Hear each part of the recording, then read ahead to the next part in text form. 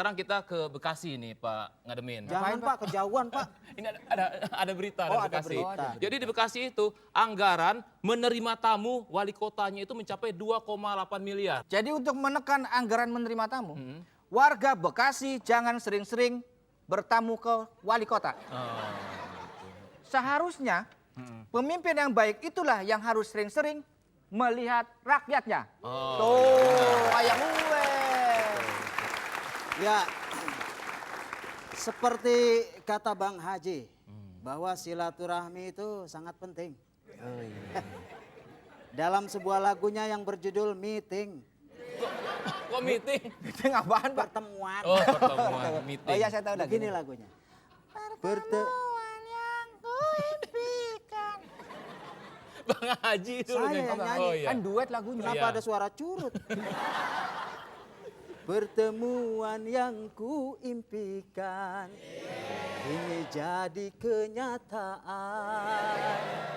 Sakit karena perpisahan kini telah terobati. Suling! Kenapa Pak? Saya gendangin, Pak. Udah cukup, Nah. itu tentang silaturahmi. Ya. Jadi lebih penting lagi, jangan sampai membuat orang bangkrut. Oh. Nah, contohnya saya Pak Iwan. Ya. Saya kalau bertamu ke rumah Pak Ngademin, itu saya bawa kopi, gula sama gelas sendiri. Di rumah Pak Ngademin tinggal minta air panas, itu juga jarang dibagi Pak. Wah, itu teman minta air panas doang, udah bawa gula, udah bawa kopi nggak dikasih. Ini kalau Gimana? ngomong sembarangan sih ya bikin orang ribut. Dia bener, Pak, dari rumah bawa gelas kopi sama gula. Tapi minta air panasnya bukan segelas, Pak. Berapa? Seember. Katanya sekalian buat mandi. Ya sekali-sekali mandi air hangat Pak Ngademin. Jauhnya ke rumah Pak Ngademin. Jadi ini sebagai politisi kita harus tahu nih. Jadi Ya. menjelang pemilu ini ternyata para elit politik sudah mulai berbalas pantun. Ini dimulai dengan kritikan Ibu Megawati terhadap pemerintahan SBY. Nah, kita dengar nih sama-sama kritikan Ibu Megawati. Menjadikan rakyat seperti permainan anak-anak, yaitu yoyo. Naik turun, terlempar ke sana kemari, kelihatannya indah, tetapi pada dasarnya membuat rakyat tak menentu hidupnya. Iya tadi. Itu kritikan dari Ibu Megawati yang mengatakan bahwa pemerintahan SBY ini seperti permainan anak-anak, yaitu yoyo. Tahu yoyo kan? Yoyo. Yoyo itu Tahu. kalau di Jawa yoyo. Yoyo. Tapi kalau saya dengar dari Amerika itu Itu bukan yoyo. apa, Pak? Yes, yes. Yo, Yo, yes, Yoyo yes. itu sebenarnya, Ya. Kenapa, Kenapa, Pak? Pak? yoyo itu adalah dulu di permainan orang-orang rapper di Amerika bagian pinggir sana orang hitam. Oh, gimana? Yo, sekedap, yo. Iya. Bukan sakedap. Sakedap mah Jawa Barat. Sakedap, yoyo, ayah pila. Bukan orang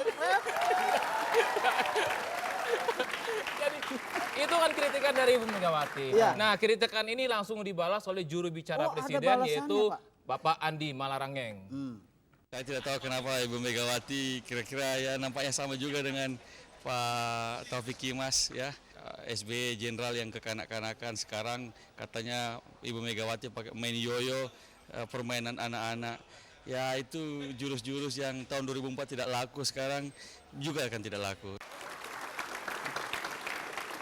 Ya, saya cuma ingin mengomentari ya tadi tanggapan dari juru bicara Presiden mengatakan bahwa itu jurus-jurus 2004 yang tidak laku sekarang dan sekarang. Nah ini kalau dari ilmu komunikasi lihat bahwa apa yang disampaikan oleh juru bicara tadi adalah communication based emotional support gitu.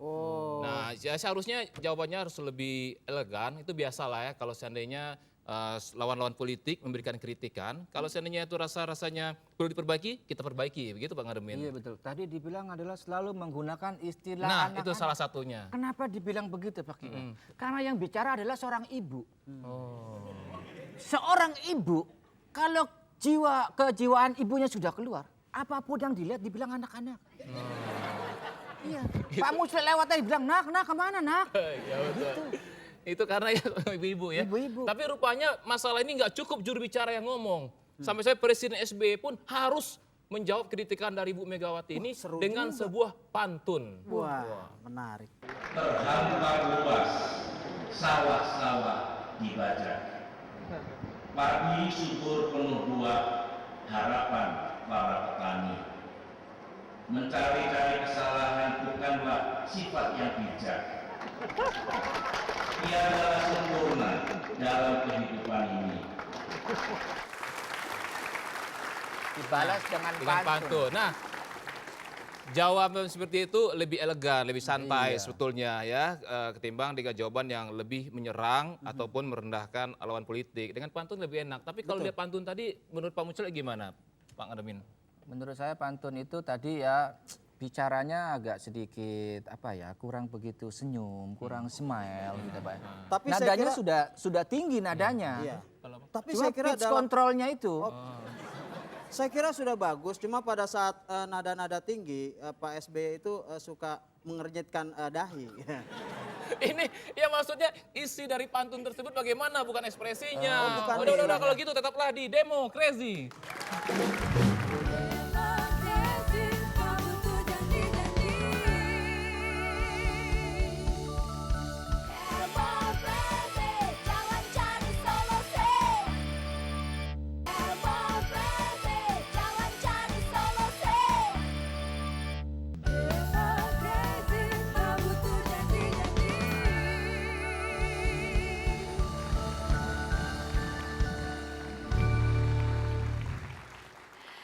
Selamat malam pemirsa, kita kembali lagi akan mengikuti jalannya sidang Dewan Parodi Rakyat.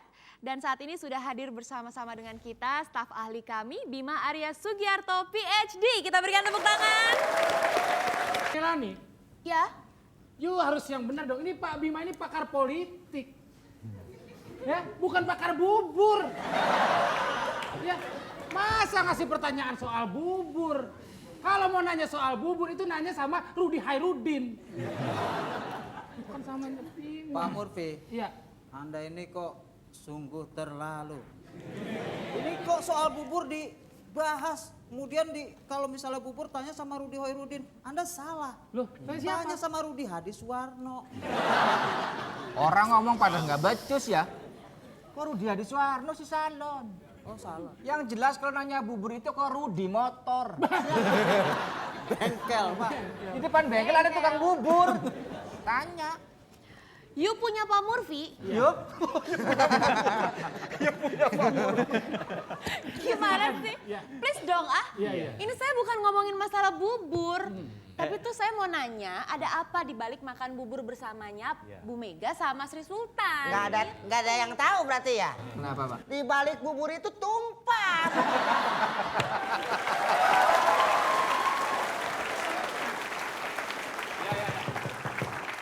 Coba ya, ini biar Mas Bima menjawab pertanyaan Melani ya. Memang Melani kalau sudah bertanya itu buburnya itu merekah ya.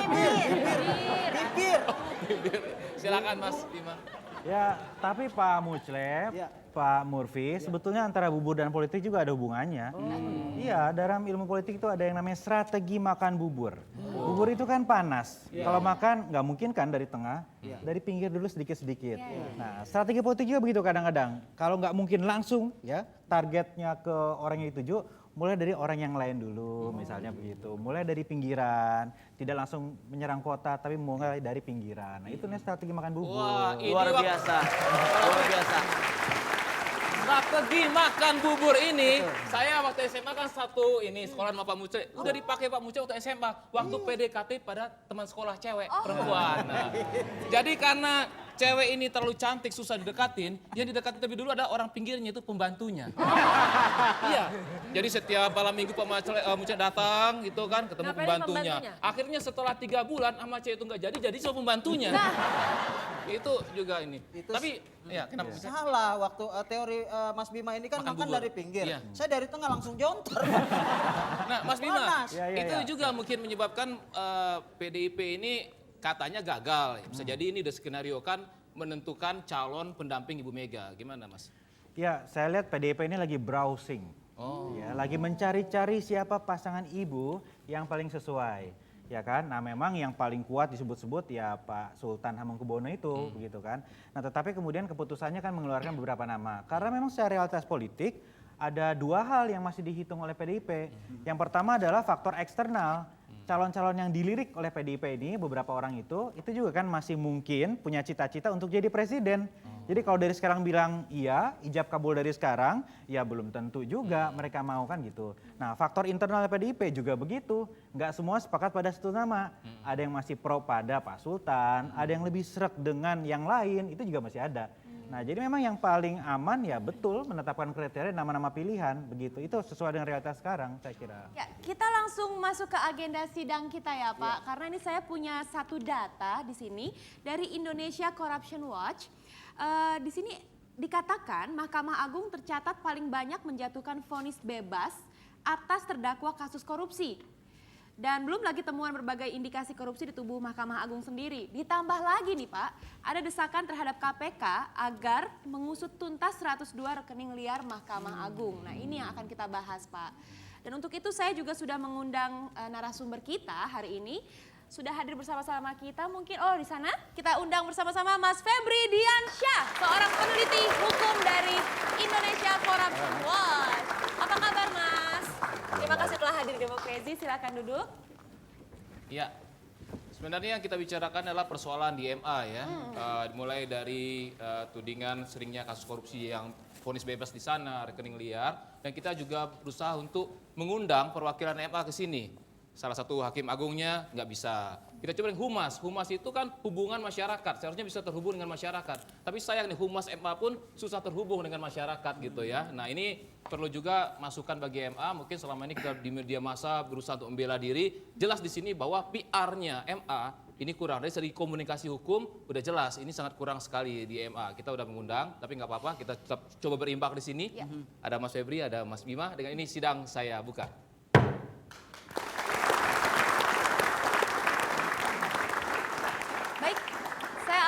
Mulai dengan Mas Febri.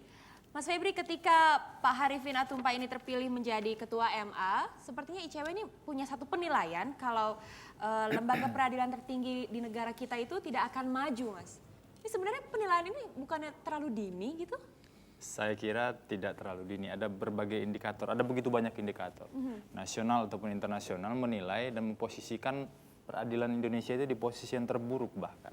Ada berbagai survei political, economic and risk konsultasi, survei transparansi internasional, dan bahkan ketika Mahkamah Agung menutup diri untuk pemeriksaan audit Badan Pemeriksa Keuangan, dan bahkan ketika Mahkamah Agung ditenggarai masih berkelindan dengan mafia peradilan, saya kira harus ada sebuah potong generasi secara total di Mahkamah Agung, dan itu bisa dimulai dengan katakanlah hakim-hakim agung itu tidak diperpanjang masa pensiunnya.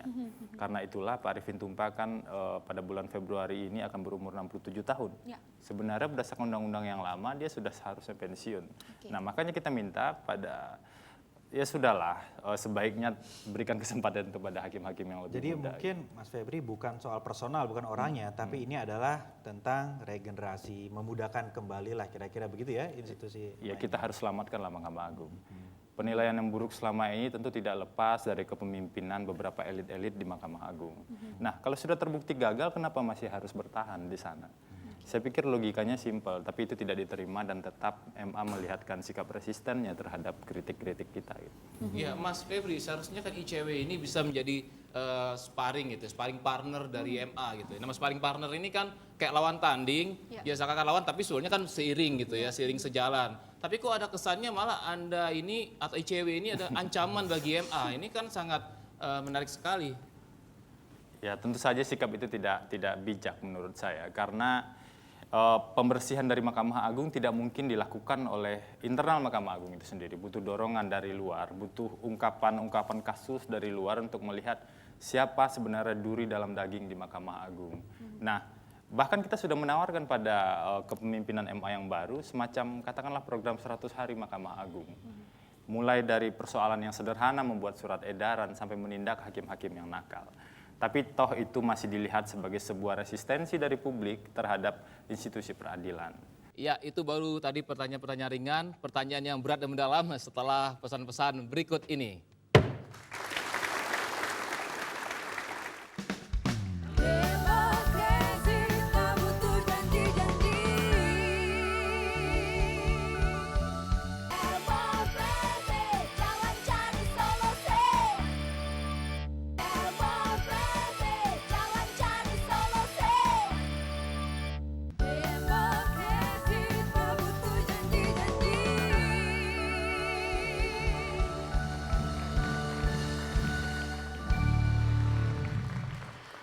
Pemirsa, terima kasih Anda tetap setia bersama kami di Demo Crazy dan kita masih membahas soal buka-bukaan bersama ICW dan MA.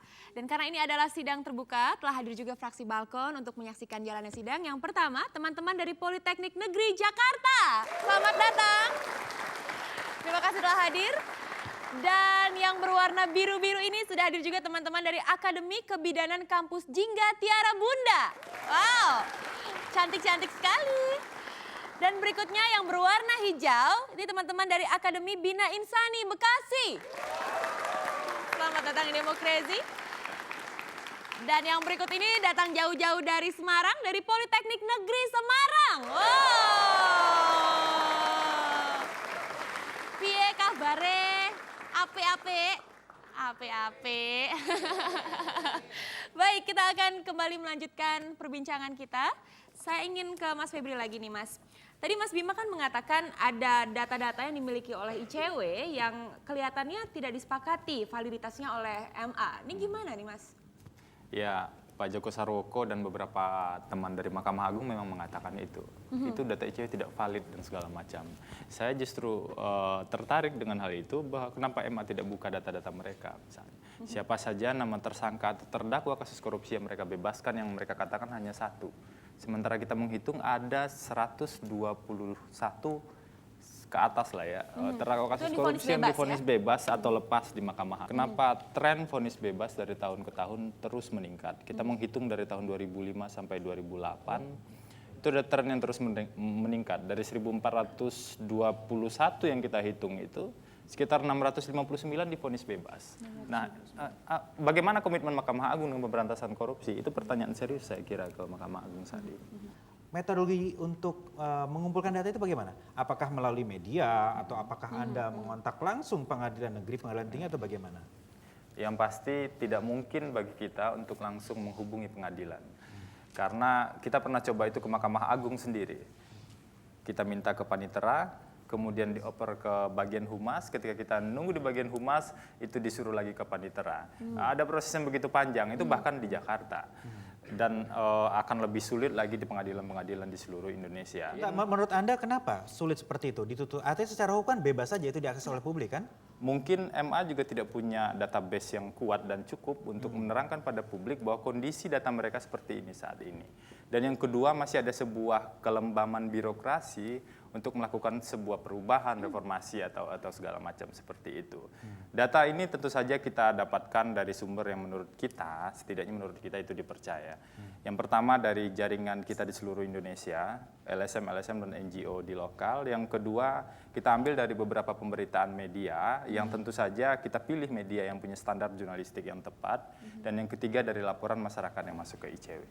Dan saya pikir ini justru tawaran pada Mahkamah Agung untuk mengungkapkan data mereka dan mengatakan pada kita bahwa data yang Anda miliki itu tidak benar karena kami punya data ini dan punya detail yang lebih baik daripada ICW. Kenapa itu tidak dibuka? Tapi itu tidak dilakukan oleh Mahkamah Agung. Ya? Sampai saat ini belum dilakukan. Nah itu berapa kasus secara total dari tahun 2005 sampai 2008 itu yang Anda temukan dan Anda analisis?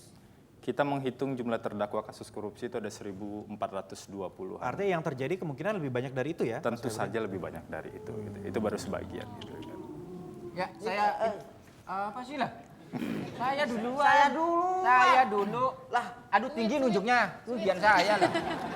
Kan klien saya. Biar saya nunjuknya. Pak ini, Mas, ini masalah MA Mahkamah Agung memang sangat menarik untuk dibicarakan, Mas ya. Waktu itu kita pernah membicarakan juga polemik usia pensiun Hakim Agung. Waktu itu saya pernah khawatir kalau Hakim Agungnya tua-tua nanti pada pikun, Mas. Ya, mukul palu aja udah nggak kuat. Contohnya saja Pak Mucle. Pulang ke rumah sendiri suka nyasar. Nih kok masalah pikun di bawah-bawah Pak Musle. Ini sebentar Pak Ademin, ini persoalan MA ini kita lebih fokus soal korupsi dan masalah data-data yang ada di MA gitu. Kalau masalah usia Hakim Agung udah pernah kita bicarakan. Masalah pikun kok bawa-bawa Pak Musle. Iya kan? Pak Musle itu kalau pergi kemana-mana dibawa alamatnya sendiri. Dia suka nanya ke orang, Pak, kalau alamat ini di mana ya? Itu namanya pikun, Pak Iqbal. Tapi biar sajalah, ya kan. Sifat orang sabar itu adalah kelebihan orang yang ganteng. Waduh. Ntar dulu. Ini yang perlu dibahas. Sifat Apanya? orang sabar adalah kelebihan Orang orang ganteng. ganteng. Gantengnya di mana, Pak? Ngaca dong, ngaca. Pak Ngademin, Anda jangan meremehkan saya. Walaupun wajah saya ini pasal 378, Pasal pasal 378 apa, Pak? Maksudnya, Pak? menipu. Tapi Anda sudah melakukan pasal 310 buat saya. Wah, apa 310? Penghinaan. Pak. Ya, Pak, kalau begitu saya minta maaf, saya akan kembali ke 212, Pak. Apaan? Wiro Sableng. Ini berdua main pasal-pasal aja. Dikira saya nggak punya pasal apa? Nanti bisa saya panggil pasal 118. Apa, Pak? Ambulan. Ini anggota Dewan ribut malu sama mahasiswa. Ya enggak? Tolong jangan main-mainkan waktu. Nanti kita kena 2245. Apa, Pak? Sudah malam. Ya, ini menarik, saya punya catatan ya, ini saya bacakan aja. Kejaksaan Agung dan Mahkamah Agung ramai-ramai melaporkan Indonesian Corruption Watch atau ICW ke polisi. Mereka merasa tersinggung dengan kritikan yang dilontarkan ICW mengenai sejumlah isu yang beredar. Jadi selama ini Anda hanya melontarkan isu begitu, Mas? Menurut Kejaksaan Agung mungkin seperti itu. Sebetulnya saya sebelumnya pengen nanya dengan Mas Febri. Mas Febri, maaf saat kejadian itu Anda ada di mana?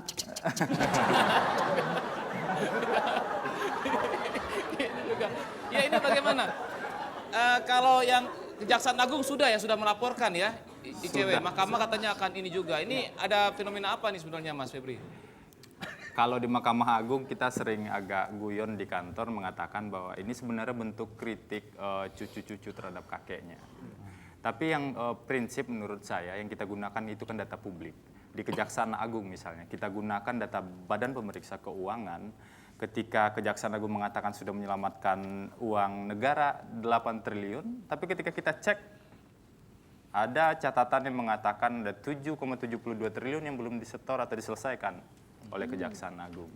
Nah, kita menemukan data itu tentu saja harus kita ungkapkan pada publik. Ini sebuah pertanggungjawaban sosial menurut kita, dan Kejaksaan Agung tentu saja harus menyelesaikan itu. Jadi saya pikir ini adalah bentuk resistensi institusi negara kita dengan kritik dari masyarakat dan masukan dari masyarakat. Ya, interupsi. Ya. Pak Ebel. Ini saya memang juga agak heran nih. Kenapa ini soal korupsi itu selalu dibicarakan setiap hari? Ternyata ini dikarenakan dari arti korupsi itu sendiri. Pak Murphy, Apa? kalau ngomong itu langsung pada sasarannya. Ya. Jangan kayak taksi gelap dong, muter-muter nggak jelas lagi argonya. Begini, you punya sisi. Selain you cantik, beautiful, you juga pintar semua. Korupsi itu terdiri dari 3 suku kata. Iya. Korup dan si. Kok? Dibicarakan setiap hari. Rupanya selalu dibicarakan setiap hari. Setiap hari selalu dibicarakan.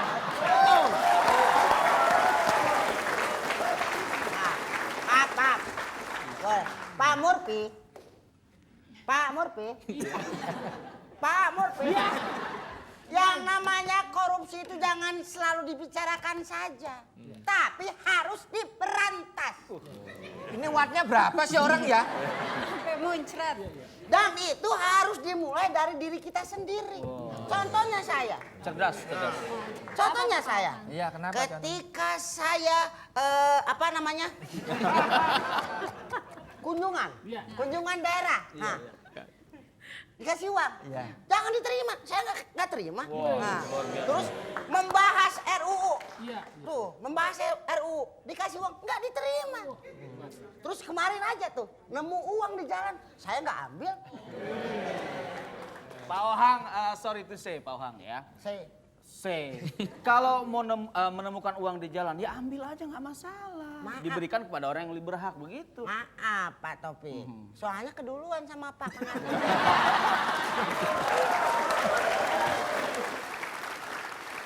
Begini Pak Ngademin. Saya belum ngomong sama sekali ya. Ya, baik. Ya, kasih. Baik Pak Isa mau ngomong? Ya. Pak Isa mau ngomong? Ya, kita akan dengar Pak Isa ngomong setelah pesan-pesan berikut ini.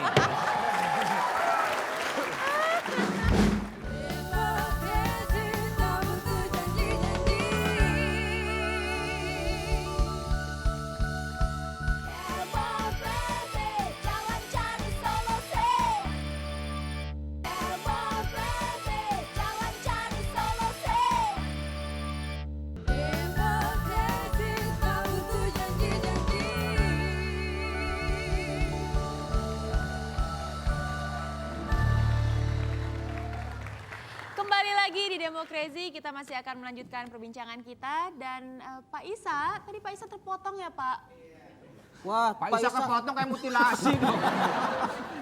Bicaranya maksudnya. Maksudnya pembicaraannya Pak Isa, belum sempat ngomong udah break. Gimana Pak Isa, silakan. Saya nggak jadi ngomong.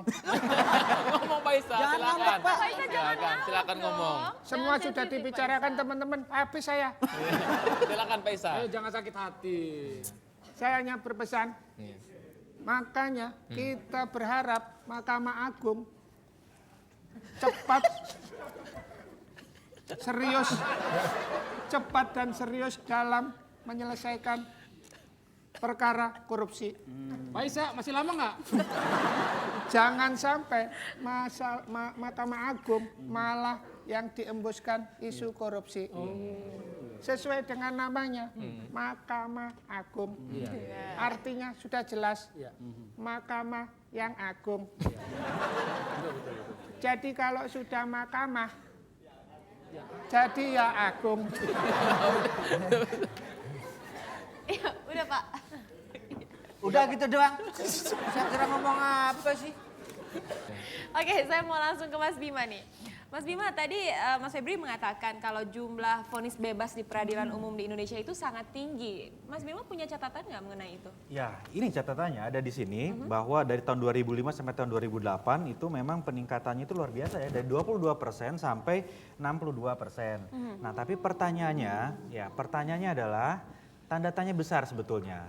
Vonis bebas ini apakah layak atau tidak?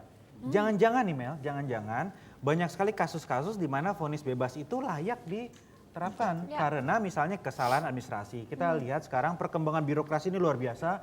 Banyak pejabat-pejabat yang sebelumnya tidak paham ya dalam hal birokrasi dan kemudian terjebak dalam masalah-masalah yang sebetulnya mereka tidak mau korupsi tapi ada kesalahan administrasi. Jadinya seperti itu. Jadi pertanyaan saya barangkali untuk Mas Febri ini adalah apakah Anda yakin bahwa tingginya vonis bebas itu memprihatinkan bahwa vonis bebas itu semua betul-betul menyalahi prinsip-prinsip dasar keadilan. Itu dulu yang pertama, Mas Febri. Saya ingin membandingkan dengan rata-rata vonis di pengadilan tipikor. Itu rata-rata vonisnya 4,2 tahun. Itu menurut perhitungan kita. Dan semua yang masuk ke pengadilan tipikor itu pasti divonis. Nah, sampai saat ini seperti itu. Nah, kalau kita bicara soal konsep pemberantasan korupsi, kita bicara soal semangat pemberantasan korupsi, semangat yang pertama adalah bagaimana para terdakwa kasus korupsi ini dihadirkan di persidangan, kemudian dibuka sedemikian rupa dan dijatuhkan vonis yang seberat-beratnya. Untuk 1-2 kasus mungkin nggak masalah. Kalau ada yang mempertanyakan, kasus bebas belum tentu bermasalah kok. Tapi bagaimana kalau ini menjadi tren dari tahun ke tahun dan ada jumlah kasus bebas yang begitu besar. Karena itulah kita rekomendasikan pada Mahkamah Agung untuk mencoba meneliti vonis-vonis bebas tersebut, apakah itu karena memang pantas dibebaskan. Nah, di situ Mas Febri persoalannya ya. Tren meningkat ini apakah memang kemudian disertai dengan data sendiri dari Anda mengenai apakah memang terjadi sebetulnya proses korupsi di Mahkamah Agung sendiri yang terkait dengan pertumbuhan persentase vonis bebas tadi. Kira-kira ada dugaan nggak bahwa memang betul-betul vonis bebas ini karena praktek perselingkuhan di dalam di Mahkamah Agung ini ada punya datanya barangkali? Itu adalah salah satu penyebab kenapa vonis diringankan, vonis dibebaskan atau dilepaskan segala macam. Saya kira Komisi Yudisial, sebuah komisi independen yang diharapkan bisa memantau dan mengawasi Mahkamah Agung sudah memberikan rekomendasi-rekomendasi hakim-hakim yang diduga bermasalah dan nakal kepada Mahkamah Agung. Tapi toh teman-teman di Mahkamah Agung masih cukup menjaga teman-teman mereka sendiri dan tidak begitu serius menjatuhkan hukuman dan sanksi terhadap hakim-hakim nakal tersebut. Nah, karena itulah kita berpikir bahwa persoalan inti saat ini ada di Mahkamah Agung. Dan ini membutuhkan sebuah kepemimpinan yang progresif. Dan itu tidak mungkin dipimpin oleh orang-orang yang sudah terbukti gagal sebelumnya. Saya pikir itu salah satu dasar kita mengeluarkan data ini, kita menolak eksistensi Mahkamah Agung dalam tanda kutip kepemimpinan saat ini. Tapi kita mencoba percaya dengan memberikan semacam rekomendasi program 1 hari. Tantangan buat Mahkamah Agung.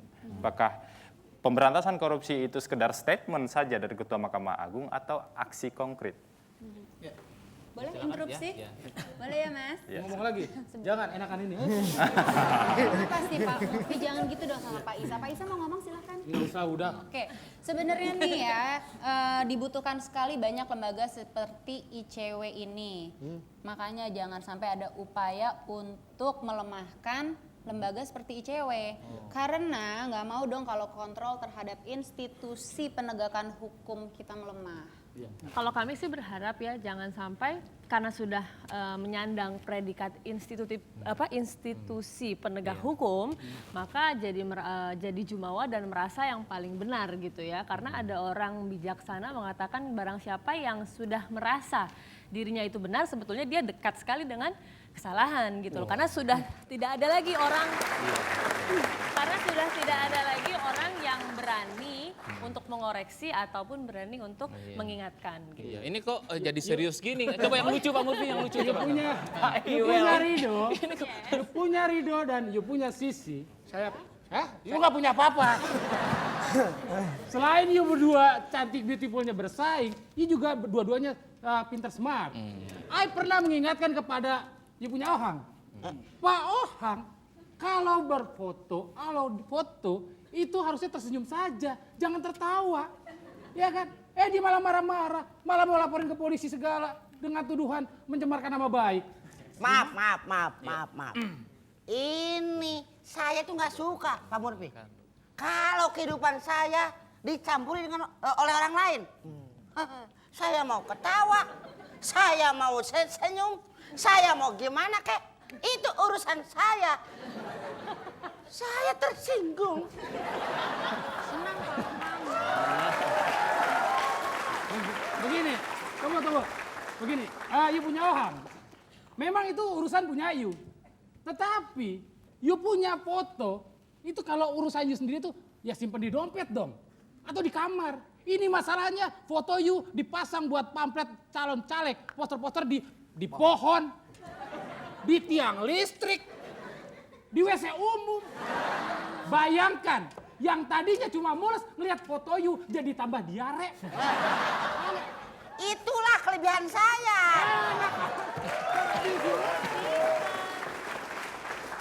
Saya cuma mengingatkan Pak Ohang, jangan suka begitu sama temen. Temen itu mengingatkan, kenapa pakai dilaporin ke polisi?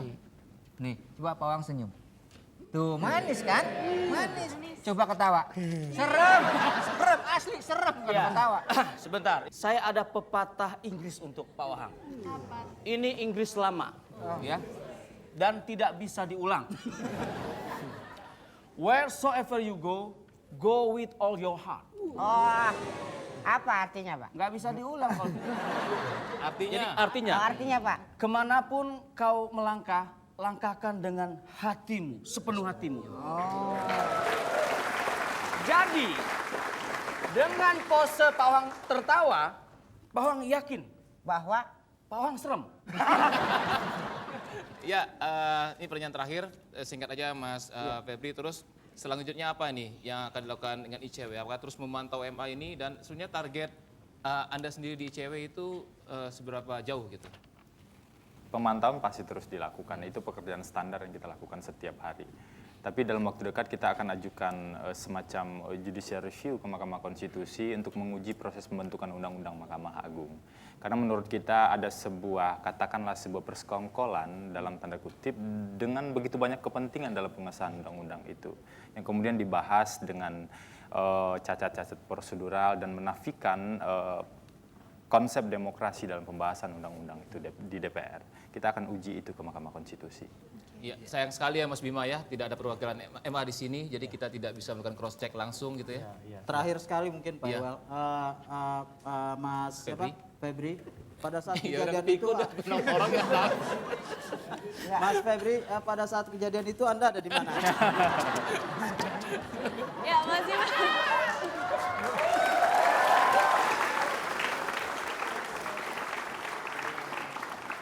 Ya, Mas saya Bima, kira sebagai penutup silakan Mas. tegaknya lembaga keadilan, lembaga peradilan, kemudian ketegasan dari para hakim itu sangat tergantung kepada norma-norma dan kondisi sosial yang ada di sekelilingnya. Jadi jika saja masyarakat betul-betul paham, betul-betul mengawasi kerja dari lembaga peradilan, insya Allah peradilan ini akan lebih bersih dan berwibawa. Nah, apa yang dilakukan oleh ICW, saya kira mengarah pada itu. Bagaimana masyarakat dibuat sadar bahwa Anda harus memonitor kinerja dari orang-orang yang ada di lembaga peradilan ini. Saya kira begitu. Oke, kita berikan tepuk tangan sekali lagi untuk Mas Bima, Mas Febri. Terima kasih atas kehadirannya. Teman-teman Civitas Akademika, terima kasih.